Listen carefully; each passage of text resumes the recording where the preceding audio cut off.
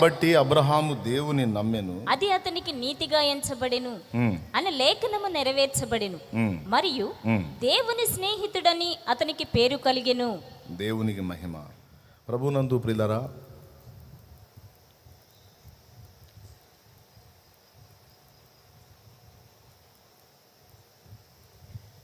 ఇంతవరకు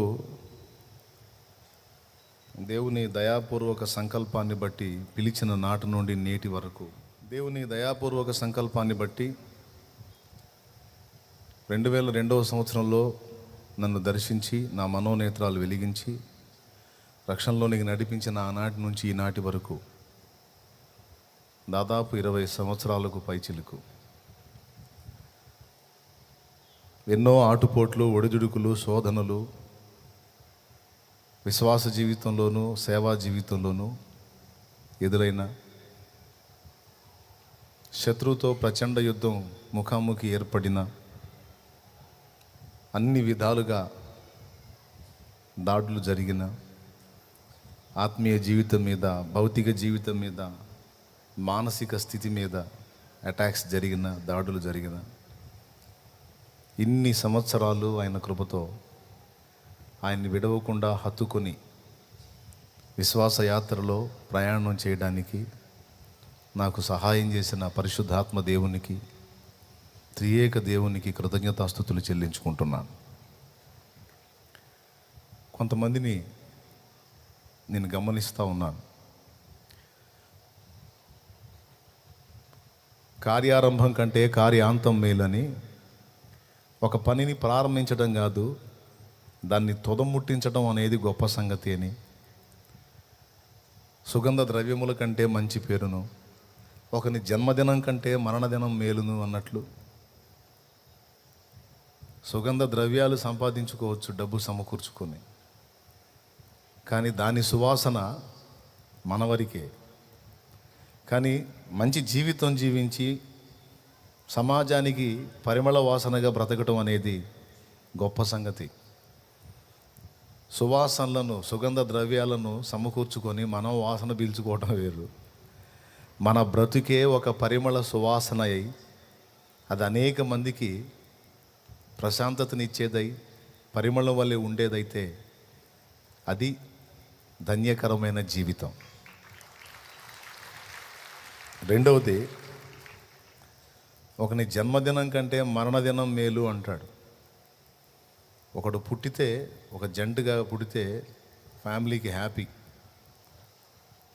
కొంతమందికి ఆడపిల్ల పుడితే సంతోషం, కొంతమందికి మగబిడ్డ పుడితే సంతోషం. కానీ ఎక్కువ శాతం మంది ఆడపిల్ల పుడితే సంతోషపడరు పాపం. మరి మనకు జన్మనిచ్చిన అమ్మ కూడా ఆడపిల్లే అయినా సరే అమ్మ పుడితే అందరికీ బాధే. ఎందుకంటే కట్నాలు కానుకలు ఇయ్యలేక, భద్రత చేయలేక. మగవాడు తప్పు చేస్తే అబ్బాయి బాగా జ్ఞానవంతుడు అయ్యాడు, ఆడపిల్ల తప్పు చేస్తే ఊరు మొత్తం తిట్టటమే. అదే మగవాడు తప్పు చేస్తే వాడు చాలా చలాకండి అని వాడిని రకరకాలుగా పొగుడుతారు. గాలికి తిరిగేవాడిని, వాడు చురుకైనోడు, చమత్కారి, తెలివైనోడు అని రకరకాలుగా. అదే ఆడపిల్ల తేడా పడితే చండాలంగా ఊరు మొత్తం తిడతారు. ఈ బాధలు పడలేక ఆడపిల్ల పుడితే అందరికీ పాపం భయంగానే ఉంటుంది. మరి ఏం చేద్దాం? అందరూ మగపిల్లల మీదే దృష్టి పెడితే మరి ఆడపిల్లల సంగతి ఏంది? ఆడపిల్లలే పుట్టకపోతే మళ్ళీ మనిషికి జన్మ ఎక్కడ? కాబట్టి దేవుడు నమ్మదగినవాడు, అందుకే అందరినీ బ్యాలెన్స్గా ఇస్తూ ఉంటాడు. ఆయనకి స్తోత్రం. కానీ మగబిడ్డ పుట్టాడంటే సంతోషం, వంశోద్ధారకుడు పుట్టాడని కొందరు. అబ్బా మనం కట్నం ఇచ్చే పని లేదు, మనకే కట్నం వచ్చింది స్తోత్రం అనుకునేవాళ్ళు కొందరు. చాలా. కాబట్టి ఒకటి జన్మదినం అనలేదు, ఒకని జన్మదినం కంటే మరణదినం మేలు అన్నాడు. ఒక మనిషి పుట్టినప్పుడు ఫ్యామిలీకి సంతోషం, వాడు పెరిగి పెద్దవాడై సమాజానికి కంటకుడయ్యాడా లేకపోతే సమాజానికి మేలుకరంగా మారాడా అన్నది ప్రశ్న. కాబట్టి పుట్టినందువల్ల గొప్పది కాదు, కానీ చచ్చేనాడు ఏ విధమైన జీవితం జీవించి చచ్చాడన్న సాక్ష్యం ఒకటి ఉంటుంది చూడు, అది గొప్పది. ఆ మృతి ఆ మరణావస్థలోనికి వెళ్ళిన నాడు సభ్య సమాజం ఏకమై వచ్చి, ఆహా ఇలాంటి జీవితం మనం కూడా జీవించాలి, అంత ఆదర్శంగా బ్రతికారు అని మనల్ని గూర్చి ప్రజలు అనుకుంటారు చూడు, అది జీవితం. అలాగే ఒక పనిని ప్రారంభించడం కాదు, దాన్ని చివరి వరకు కొనసాగించడం అనేది గొప్ప సంగతి. ఆ పాయింట్ కోసం చెప్తున్నాను నేను. కొంతమందిని నేను చూశాను భక్తి జీవితంలోనే భలే భక్తిగా, భలే ఆత్మీయంగా, చాలా ఆసక్తిగా దేవుని ప్రేమించటం, సేవించటం మొదలుపెట్టిన వాళ్ళని కొంతమందిని చూశాను నేను. ఆ ప్రారంభ దశలో వాళ్ళ తీవ్రత చూస్తే, అబ్బా వీళ్ళు ఖచ్చితంగా గొప్ప సేవకులే అవుతారు, సేవకురాళ్ళే అవుతారు అన్నంత ఆసక్తి కనపరిచిన వ్యక్తులు కొంతకాలం తర్వాత కనీసం నామకార్థపు ఆత్మీయ స్థితిని కూడా కలిగి ఉండకుండా బాగా బలహీన పడిపోయి వారిలో కనబడిన ఆసక్తి తుదముట్ట చల్లారిపోయినట్టుగా కొంతమంది నేను గుర్తించాను. మళ్ళీ చెప్తున్నాను, ప్రారంభంలో వారి యొక్క ఆసక్తిని చూసినప్పుడు, వారి భక్తిని, ఆత్మీయతను, దేవుని ప్రేమించే విధానాన్ని చూసినప్పుడు నాకే ఆశ్చర్యం కలిగింది. నిజంగా నేను ఇంతగా దేవుణ్ణి ప్రేమిస్తున్నానా, ఇంత నమ్మకంగా దేవునికి ఉన్నానా, దేవుని పట్ల ఇంత ఆరాధనా భావం కలిగి ఉన్నానా, ఇంత ప్రేమ కలిగి ఉన్నానా అని నేనే ఆశ్చర్యపోయేటట్లు కొంతమంది ప్రవర్తించిన తీరు నన్నే అబ్బురపరిచింది, అంటే ఆశ్చర్యపరిచింది. కానీ చూస్తూ ఉండగానే ఎక్కువ సంవత్సరాలు ఏం గడవలేదు. కొంతమంది అయితే 2-3 సంవత్సరాల్లోనే మళ్ళీ బలహీన పడిపోయిన వాళ్ళు, కొంతమంది 4-5 ఏళ్లలో బలహీన పడిన వాళ్ళు, అట్లా కొందరిని నేను చూశానండి.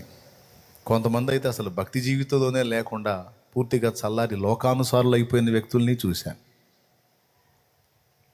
కొంపదీసి మీలో ఆ టైపులో ఎవరైనా ఉంటే అసలు మీరు మిమ్మల్ని ఉద్దేశించి చెప్పాను, మీ ముఖం చూసి చెప్పాను అని పొరపాటును కూడా అనుకోవద్దు. నా అనుభవాన్ని నేను చెప్తున్నాను. అందరికీ ఒక పాఠంలాగా ఉంటుందని చెప్తున్నాను. ఎందుకు అలా అయిపోయారు? 2 ఏళ్లలో కొంతమంది పడిపోయారు, 5 ఏళ్లలో కొంతమంది పడిపోయారు, 3 ఏళ్లలో కొంతమంది పడిపోయారు, సంవత్సరంలో కొంతమంది పడిపోయారు, మరి 6 నెలల్లోనే కొంతమంది దిగజారిపోయారు. ఎందుకు అట్లా అయ్యారు అంటే, మనం సింపుల్గా చెప్పుకోవచ్చు, వాళ్ళకి ఏదో మొత్తానికి శోధనలు వచ్చినాయి అన్నయ్య. మీరు ఒకసారి స్తోత్రం చెప్పండి. చాలా ఆత్మానుసారంగా ఆరంభించి భలే ఆసక్తిగా ఉండి తర్వాత ఎందుకు దిగజారిపోయారు? 3 నెలల్లో కొంతమంది, 6 నెలల్లో కొంతమంది, సంవత్సరంలో కొంతమంది, 2 ఏళ్లలో కొంతమంది, 3 ఏళ్లలో కొంతమంది, 5 ఏళ్లలో కొంతమంది, 10 ఏళ్ల తర్వాత కూడా పడిపోయిన వాళ్ళు ఉన్నారు. కొంతమంది బొత్తిగా అసలు దేవునికి దూరం అయిపోయిన వాళ్ళు ఉన్నారు. ఎందుకు ఇలా అయిపోయారు అనే ప్రశ్న మనం వేసుకుంటే, అందరు జాగ్రత్తగా వినండి. లైవ్లో ఉన్నోళ్ళు, జూమ్లో ఉన్నోళ్ళు, తర్వాత వినబోయేవాళ్ళు అందరూ కూడా జాగ్రత్తగా వినండి. అందరికీ ఉపయోగపడే సమాచారం. అందరూ మిమ్మల్ని అడిగాను అనుకో, ఎందుకు వాళ్ళు అలా అయిపోయారు అని, మీరు చెప్పే సమాధానం ఒకటి, బహుశా వాళ్ళకి ఏదో శోధనలు వచ్చి ఉండొచ్చు అన్నయ్య. మరి సైతాన్ ఒకడు ఉన్నాడు కదా, ఈ శరీరాలని రెచ్చగొట్టి మరి కొన్ని ప్రతికూల పరిస్థితులు కల్పించి దేవునికి దూరం చేయడానికి వాడు ఒకడు ఉన్నాడు కదా, ఆడి శోధనల దెబ్బకు పాప అట్లా అయిపోయి ఉంటారు అని మీలో అనేకులు సాక్ష్యం ఇవ్వచ్చు. పాపం జారిపోయి ఉంటారు అన్నయ్య, బలహీనపడి ఉంటారు అన్నయ్య. ఇప్పుడు నేను ఒక మాట అడుగుతున్నా మిమ్మల్ని. 6 నెలలకి, 3 నెలలకి, సంవత్సరానికి, 2 ఏళ్ళకి, 3 ఏళ్ళకి, 5 ఏళ్ళకి, 10 ఏళ్ల తర్వాత కూడా పడిపోయారు కదా, పూర్తిగా దేవుణ్ణి పక్కన పెట్టి తిరుగుతూ ఉన్నారు కదా. 20 సంవత్సరాలకు పై చిలుకు నేను విశ్వాస యాత్ర ప్రారంభించాను. అప్పటి నుంచి ఇప్పటిదాకా 4 సంవత్సరాలు ఒక విశ్వాసిగా ఒక సంఘ సహవాసంలో నేను కొనసాగాను అనుకో. అక్కడి నుంచి 16 సంవత్సరాలుగా దేవుని సేవ కొరకు నేను లైన్లోకి వచ్చాను. ఆ యొక్క 4, ఈ యొక్క 16, మొత్తం 20 సంవత్సరాలు. దేవునికి స్తోత్రం. ఈ 20 సంవత్సరాల్లో ఇప్పుడు ఏదో శోధనలు వచ్చి పడిపోయారు, ఏదో సాతాను శోధిస్తే పడిపోయారు, వాళ్ళు ఇట్ట చేస్తే పడిపోయారు, వీళ్ళు ఇట్ట చేస్తే పడిపోయారని మనం కొంతమందిని అనుకుంటున్నాం కదా. మరి నాకు కూడా ఎదురై ఉండాలి కదా. ఇక్కడ నుంచి నా అంశం ప్రారంభమైంది, జాగ్రత్తగా వినండి. నాకు కూడా ఇవన్నీ ఎదురై ఉండాలి కదా.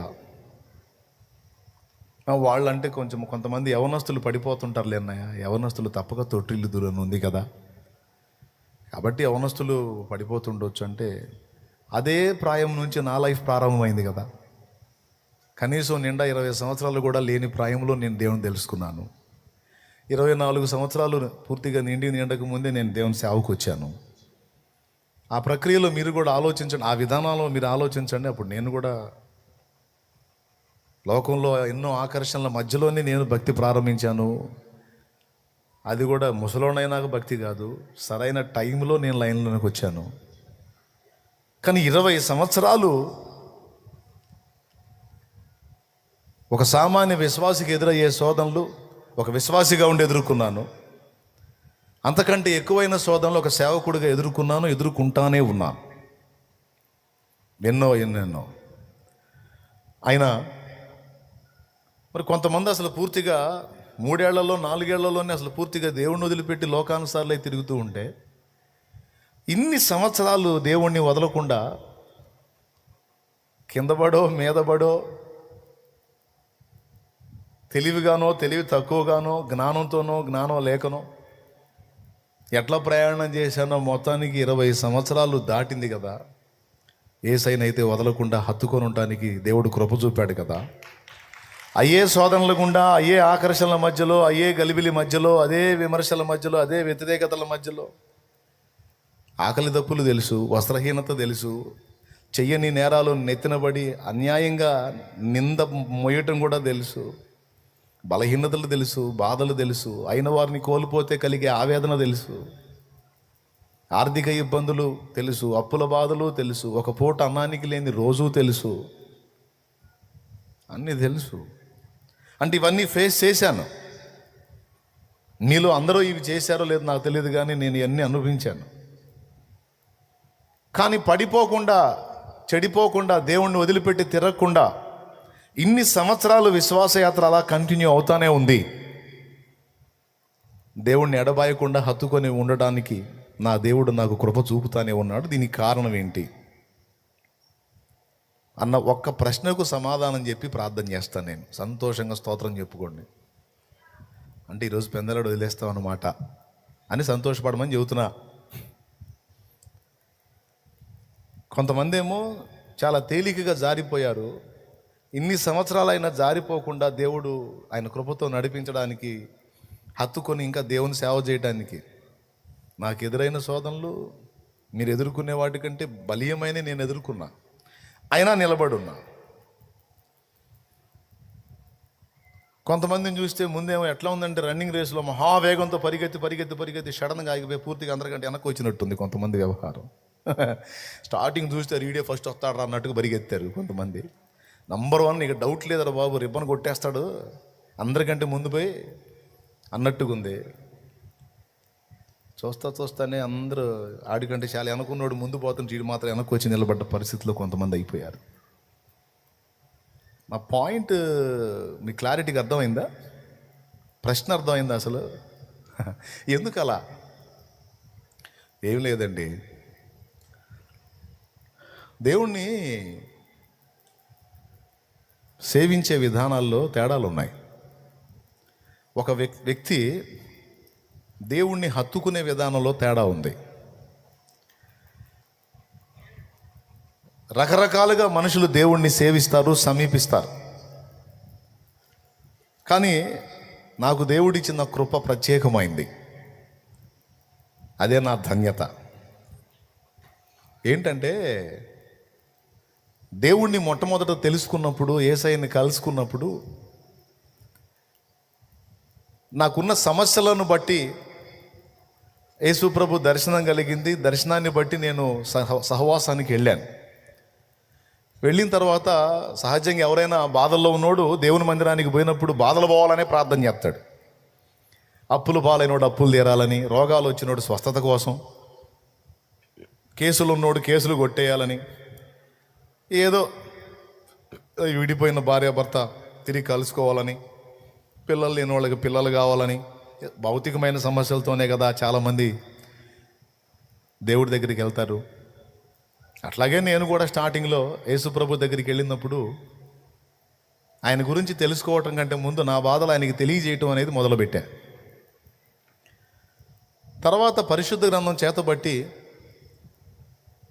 దేవుని వాక్యాన్ని చదువుతూ అనుదిన జీవితంలో దేవుని ప్రేమపూర్వక స్పర్శను అనుభవిస్తూ నా విశ్వాస యాత్ర ప్రారంభించా. జాగ్రత్తగా వినండి. కొద్దిగా దేవుని ప్రేమ మాధుర్యం అర్థమైన తర్వాత ఇంకా ఆయన గురించి ఎక్కువ తెలుసుకొని అంతరంగంలో ఒక స్థిరమైన తీర్మానం చేసుకున్నా. ఆయన ఇచ్చేవి కాదు, నాకు ఆయన కావాలి.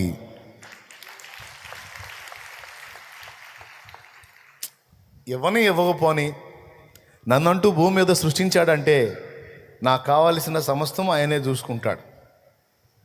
దేవుడు ముక్కు నోరు మాత్రమే పెట్టి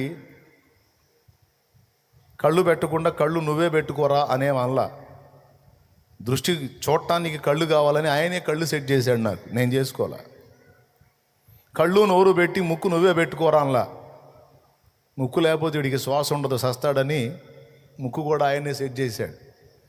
కళ్ళు ముక్కు నోరు మాత్రమే ఉంచి పళ్ళు లేకుండా పళ్ళు నువ్వే సెట్ చేసుకోరా అని వదిలేయలే.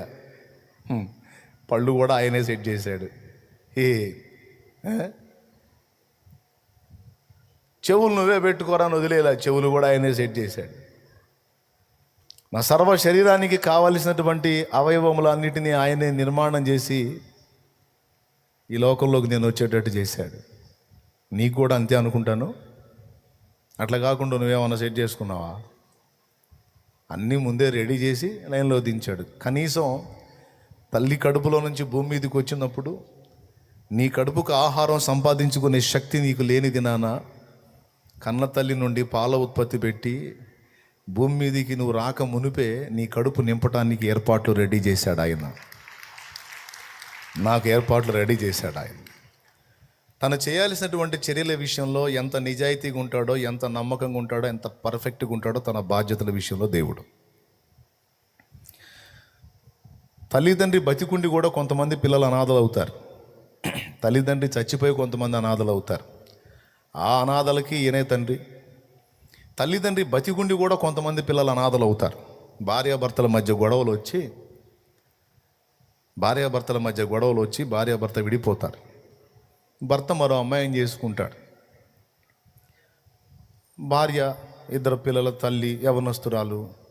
ఈ తల్లిదండ్రులు ఏం చేస్తారంటే, అమ్మ నీది చిరుప్రాయం కాబట్టి ఆ పిల్లల్ని మాకు ఇచ్చేసేయి, నీకు ఏదన్నా సంబంధం చూసి చేసేస్తామని అట్లా పెళ్లి చేసేస్తారు. పిల్లల్ని తమ దగ్గర పెట్టుకుంటారు. ఇప్పుడు అంటే నన్ను తప్పుగా అనుకోవద్దు, తిట్టుకోవద్దు, నేను ఉన్న సంగతి చెప్తున్నాను. నానున్నాడు, కానీ నాన్న దగ్గర ఈ పిల్లలకి జన్మనిచ్చిన అమ్మ లేదు, మరో అమ్మ ఉంది. నానా అని పోయాడనుకో, పిల్లలు పోయారనుకో, రెండో అమ్మ తన్ని తరిమిద్ది. స్తోత్రం, అవునా? అలాగని అమ్మ బతికే ఉంది. అమ్మ అని అమ్మ దగ్గరకు పోయారనుకో, అమ్మకి ఇప్పుడు మొదటి నాన్న కాదు, మొదటి భర్త కాదు, రెండవ భర్త ఉన్నాడు కనుక ఆ రెండవ వానికి పిల్లలు ఏమీ కారు కనుక వాళ్ళని చూస్తే వానికి అసహ్యత పుట్టింది కనుక అతడు తన్ని తరుముతాడు. ఇప్పుడు అమ్మ దగ్గర కూడా స్థానం లేదు, అటు నాన్న దగ్గర లేదు, ఇటు అమ్మ దగ్గర లేదు. కానీ ఇద్దరు బతికే ఉన్నారు సుమా. కానీ ఇద్దరు తల్లిదండ్రి అనే వాళ్ళిద్దరూ బతికుండి కూడా ఈ పిల్లలు, పసిపిల్లలకు అమ్మ ప్రేమ లేదు, నాన్న ప్రేమ లేదు. ఎందుకంటే వాళ్ళ ఆనందం, వాళ్ళ స్వార్థం వాళ్ళు చూసుకున్నారు, కానీ కనీసం పిల్లల కోసం త్యాగం చేద్దామని వాళ్ళు అనుకోలేదు. అప్పుడు ఈ పసిగుండెల్లో తల్లిదండ్రుల మీద ప్రేమ కాదు, ఒక రకమైన ద్వేషం స్టార్ట్ అయింది. సరే, ద్వేషం అయిద్దో కాదో తర్వాత సంగతి. ఒకటైతే నిజం, వాళ్ళు తల్లిదండ్రి ఇద్దరిని కలిగుండి కూడా అనాథలు అయిపోయారు. ఇట్లాంటి స్టోరీలు మీకు బోల్డ్ అని ఉన్నాయి ప్రపంచంలో. ఒకవేళ మీలో ఉన్న వాళ్ళలో కూడా కొంతమంది ఈ అనుభవాన్ని ఫేస్ చేసి ఉండొచ్చు. కానీ అలాగా అనాథలైన పిల్లలకు సైతం ఆయనే తండ్రి. తల్లిదండ్రి వదిలేసిన, బతికుండి వదిలేసిన ఆ దిక్కులేని పిల్లలకు ఆయనే దిక్కై వాళ్ళకి అన్నం పెట్టాడు, బతికిచ్చాడు. తల్లిదండ్రి ఇద్దరు చనిపోయినటువంటి అనాథ పిల్లల్ని సైతం చేతబట్టుకొని, లోకమంతా వాళ్ళని వదిలేసిన దేవుడు చేతబట్టి, ఒక తల్లిదండ్రి బతికున్న వాళ్ళ జీవితం కంటే తల్లిదండ్రిని కోల్పోయిన అనాథ బిడ్డల జీవితాలను ఆశీర్వాదకరంగా మార్చాడు. వాళ్ళు కానీ దేవుణ్ణి హత్తుకున్నట్టయితే వాళ్ళ లైఫ్లో సూపర్గా చెక్కి ఆడబెట్టాడు దేవుడు. ఎంతమంది ఒప్పుకుంటారు? కాబట్టి దేవుడు ఈ లోకంలోనికి మనల్ని తీసుకొని వచ్చాడు కాబట్టి తన వంతు మన బాధ్యతలను నెరవేర్చే విషయంలో దేవుడు రాజీ పడడు. తప్పకుండా మనకు చేయాల్సినవన్నీ చేస్తాడు అని నాకు అర్థమైంది. నువ్వు మొత్తుకున్నా మొత్తుకోకపోయినా, నువ్వు అడిగినా అడగకపోయినా, ఇప్పుడు నాస్తికుడు అడుగుతున్నాడా? దేవుడెవడరా దేవుడు అనేటువంటి తృణీకరించేటువంటి నాస్తికుడు అన్నీ కావాలని దేవుడిని అడుగుతున్నాడా? ఆయన వాడికి పొలం వండుతుంది, వాడు బిల్డింగ్ కడుతున్నాడు, వాడు కారులో తిరుగుతున్నాడు, వాడు పలావు తింటున్నాడు, అన్నీ నడుస్తున్నాయి. మంచి వాళ్ళకే ఫుడ్ పెట్టాలి కానీ చెడిపోయిన వాళ్ళకి అన్నం ఎందుకు పెడతాడంటే దేవుడు నాకు అర్థం కాదు. అంటే ఒకటే కారణం, మంచోడైనా చెడ్డోడైనా జన్మనిచ్చిన వాడు ఆయన గనుక వాడికి ఇచ్చిన ఆయుష్కాలం వరకు వాడు చెడిపోయినోడైనా మంచోడైనా వాడికి అంత అన్నం పెట్టి అంత వస్త్రం ఇచ్చి వాడికి కావాల్సింది కూడా దేవుడు సహాయం చేస్తాడని దేవుని వాక్యమే చెప్తుంది. ఆయన మంచివారి మీదను చెడ్డవారి మీదను తన వర్షమును కురిపించుచున్నాడు, తన సూర్యుని ఉదయింపజేయుచున్నాడు. ఇక ఎవడు ఏంటి అనేది రేపు క్లైమాక్స్లో తేలిద్ది, అక్కడ అడుగుతాడు. ఇక్కడ మాత్రం భూమి మీద నిన్ను పుట్టించాడు గనక, బాగా వినండి, నన్ను భూమి మీద పుట్టించాడు గనక మనం ఈ భూమి మీద జీవించడానికి కావలసినటువంటి సదుపాయాలు తప్పకుండా దేవుడు ఏర్పాటు చేస్తాడు. అది మాత్రం తిరుగులేని సత్యం. ఒక రూట్లో నీకు బ్రేక్ అయిపోతే 7 ద్వారాలు తెరిచి నీకు సహాయం చేస్తాడు ఆయన. ఇప్పుడు ఒక పని చేస్తున్నావు, ఆ తేడా పడింది, ఆ ద్వారం ముయ్యబడింది, అయ్యో నా గతి ఏంటి దేవుడా అన్ను అంటే నీకు 7 ద్వారాల వైపు నుంచి మళ్ళీ ఓపెన్ అయిపోయి నీకు సహాయం దొరుకుతుంది. చావనివ్వడు, పోషించుకుంటాడు, బతికించుకుంటాడు. నీకు వస్త్రం ఇవ్వాలని తెలుసు, పొట్ట ఇచ్చిన దేవుడికి ఆ పొట్టకి అంత అన్నం పెట్టాలని తెలుసు చేస్తాడు. ఇది నాకు అర్థమైంది. నేను ఇన్నాళ్ల తర్వాత నన్ను ఏ చేతులు నిర్మించినాయో, నాకు ఏ చేతులు రూపునిచ్చినాయో, నాకు ఎవరు ప్రాణం పోశారో ఈ బొమ్మకి, ఈ ప్రాణం ఉన్న బొమ్మ తప్పులు చేస్తే ఈ తప్పుల కోసం ఎవరు మళ్ళా ప్రాణం పెట్టారో, మట్టి బొమ్మకు ఊపిరి ఊదాడు, ఈ బొమ్మ పాపం చేస్తే మళ్ళా ఊపిరినిచ్చి బ్రతికించాడు. ఇలా ఇన్ని చేసిన వాడెవరో ఆయనను కలుసుకున్నాను అన్న సత్యం నాకు అర్థమైంది. ఏది, నేను ప్రభువు దగ్గరికి వెళ్ళినప్పుడు. కాబట్టి నాకు ఇన్ని చేసిన వాడు ఇక ముందు కూడా చేయగలడు కనుక వాట్ నెక్స్ట్ అనేది ఇక నా లైఫ్ని గురించి నేను చింతపడాల్సిన అవసరం లేదు. కేవలం ఆయన దగ్గర దొరికేవి పొందుకొని, ఆయన ఇచ్చే వాటిని పొందుకొని వాటిని బట్టి మాత్రమే నేను దేవుని ప్రేమిద్దామని నేను అనుకోలేదు. సృష్టికర్తను తెలుసుకున్నాను, కలుసుకున్నాను కాబట్టి అసలు ఇంకా ఆయన వ్యక్తిత్వ సౌందర్యం ఏంటనేది తెలుసుకోవాలని ఊవిళ్ళూరాను. దాన్ని గురించి కొంత అవగాహన పొందాను. తెలుసుకునే కొద్దీ దేవుడు ఇచ్చే వాటిని కాకుండా ఆయననే ఇష్టపడటం నా హృదయంలో ప్రారంభమైంది. ఇంతవరకు మీలో ఎంతమందికి అర్థమైంది? జస్ట్ నా మైండ్ చెప్తున్నాను నేను. అసలు కొంతమంది ఎందుకు వెంటనే వీక్ అయిపోతున్నారు, కొంతమంది ఎందుకు సంవత్సరాలు గడిచినా ఎన్నో ఆటుపోట్లు ఎదురైన దేవుణ్ణి హత్తుకొని ఉన్నారు అంటే ఆ తేడా చెప్తున్నా నా మీద పోల్చుకొని. అంటే నేను ఒక్కడనే కాదు, మీలో చాలామంది ఉన్నారు వాళ్ళు ఇలాగా.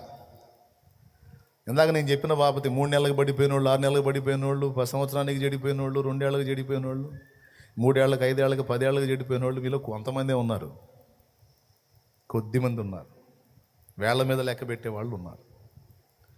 కానీ ఎక్కువ శాతం మంది సంవత్సరాల తరబడి ఆటుపోట్లు ఎదురై కూడా యేసయ్యని ఎంత హత్తుకున్నారంటే ప్రాణం కంటే ఎక్కువగా హత్తుకొని ఇప్పటికీ సేవిస్తానే ఉన్నారు. ఆ తేడా ఏమిటి అనేది ఒక్కటి చెప్పి ముగిస్తానన్నాను, అంతే. ఏం లేదండి, దేవుణ్ణి ప్రేమించారు అంతే. దేవుడు ఇచ్చే వాటిని కాదు, దేవుణ్ణి ప్రేమించారు. దేవునిలో ఉన్నటువంటి రుచిని తెలుసుకున్నారు. ప్రభువులో ఉన్న మాధుర్యాన్ని రుచి చూశారు. నేను నాతో కూడా సంవత్సరాల తరబడి దేవుణ్ణి హత్తుకుని ఉన్న విశ్వాసులు లేదా పరిచారకులు, సేవకులు, మీరు దేవుడిచ్చేవి కాదు, దేవుణ్ణి రుచి చూశారు. దేవుని ప్రేమను రుచి చూశారు. దేవుణ్ణి ప్రేమించడం మొదలుపెట్టారు. ఇంకా ఫైనల్గా చెప్పాలంటే దేవునితో స్నేహం చేయటం మొదలుపెట్టారు. లోకంలో చాలా స్నేహాలు ఉన్నాయి. ఆ స్నేహాల రుచి కూడా మీకు తెలుసు. ఆ స్నేహాల రుచి కూడా నాకు తెలుసు. భౌతికమైన స్నేహాలు. కొన్ని స్నేహాలు మనల్ని అప్పజెప్పినాయి, కొన్ని స్నేహాలు మనల్ని అవమానపరిచినాయి, కొన్ని స్నేహాలు జస్ట్ మాటలతో ఓదార్చి దాటి వెళ్ళిపోయినాయి. విడవక ప్రేమించి హత్తుకొని ఉన్న స్నేహితుడు ఎంతమంది కలిగి ఉన్నారు అంటే చెప్పలేం. కానీ దేవుని స్నేహం రుచి చూసిన తరువాత ఈ లోక స్నేహాలన్నీ దాని ముందు వీగిపోయాయి. దేవునితో సహజీవనం, సహవాసం ప్రారంభమైన తర్వాత ఈ లోక బంధాలు, ఈ లోక స్నేహాలన్నీ వీగిపోయాయి.